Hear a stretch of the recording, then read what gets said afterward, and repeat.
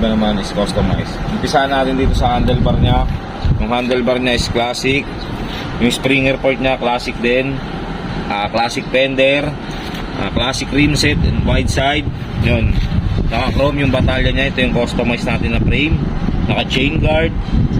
Naka-foot brake. Sa mga nagtatanong pala, ito yung preno namin. Pagka inatras mo siya, yun yung foot brake yan. So, ito yung rim set niya sa likod. Yun nga, may foot brake. Ito naman yung CC bar. Tinatawag natin na CC bar.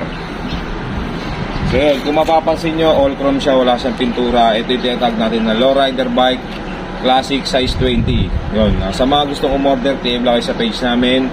Caloocan Customize. Punta lang din kayo sa aming shop.